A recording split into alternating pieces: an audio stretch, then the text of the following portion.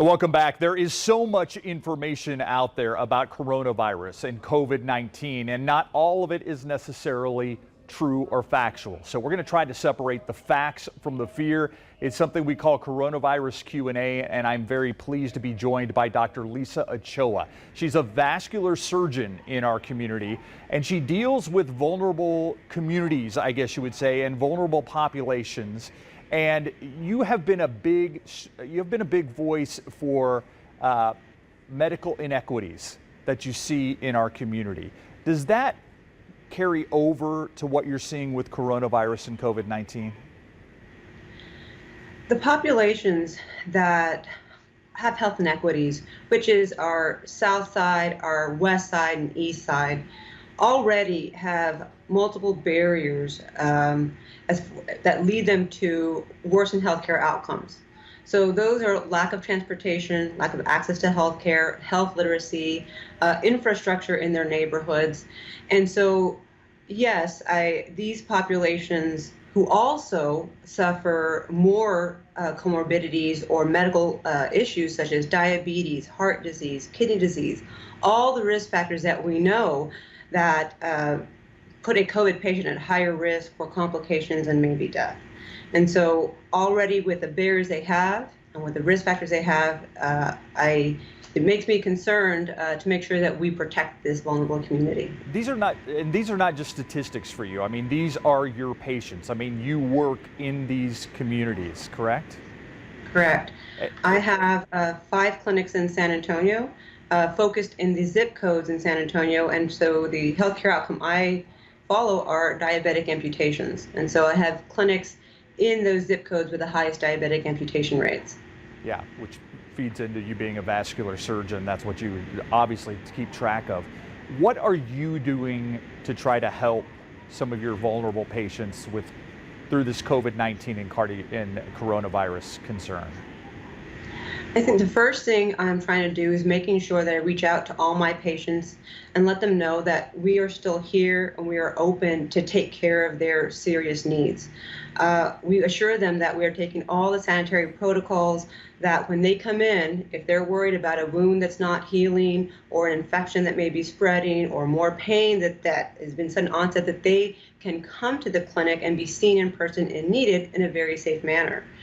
I also have noticed patients who just are fearful because they don't want to leave their protected home because of the fear and the anxiety of the COVID crisis. And so we reach out to those and offer them telemedicine visits, which was a quick transition for my clinic. We offer them just telephone calls because sometimes they just want to ask them questions. We actually offer them also to send in pictures of any of wounds or swelling, whatever they have, so that we use any avenue that they are willing to communicate with us, and I want to communicate with them, be able to make sure they get taken care of. Is that one of your biggest concerns in this whole thing, that the fear of getting COVID-19 or the coronavirus is keeping people who should see a doctor away? Because I talked to an emergency room doctor who works at Methodist Hospital, and he says they're not seeing the volume they should see. He said they went 2 days without seeing anybody that suffered from cardiac arrest, and that's very unusual for them. Is that your greatest concern as well? You are correct. I can tell you a lot of the patients I've spoken to are fearful to even come into my kind of controlled environment of my clinic. The other thing is a lot of primary care doctors and other specialists have closed their clinics and doing only telemedicine or limited hours. And so these populations, communities that already had so many barriers are now even more burdened and have to overcome more hurdles to get the access to care. And so I think making sure that we let our patients know if they need help, we are still here. There are doctors that are still here to see them, and will do so in the safest way possible. Because for some of these vulnerable communities, telemedicine isn't necessarily an option, correct?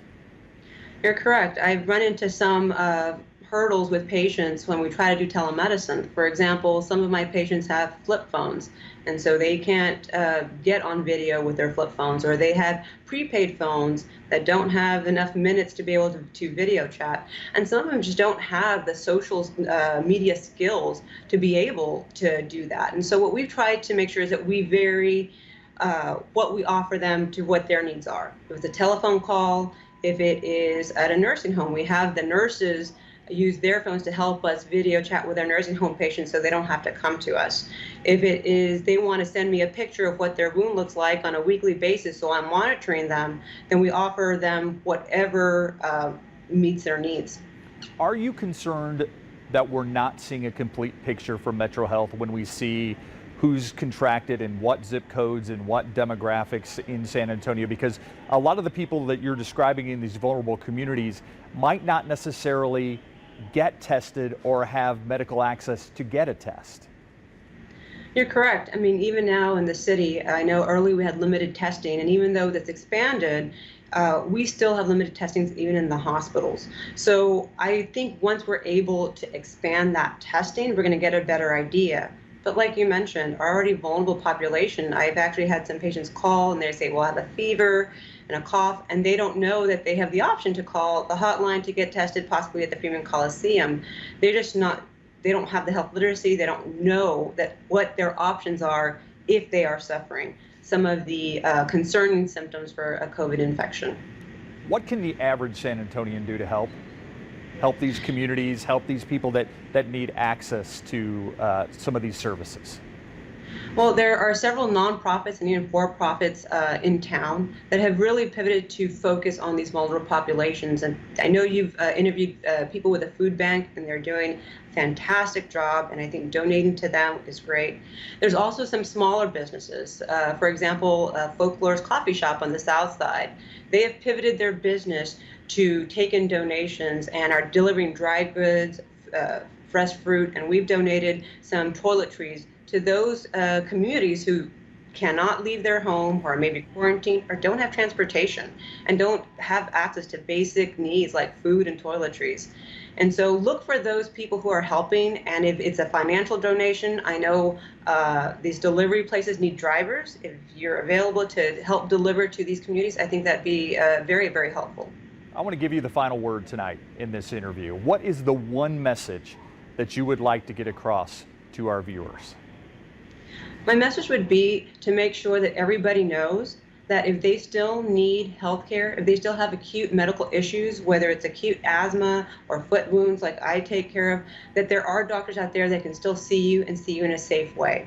And please reach out to us or out to anyone who you think needs help.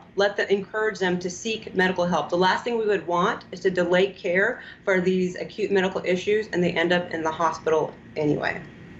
Dr. Lisa Ochoa, thank you very much for your time. I appreciate it. Thank you. We'll be right back.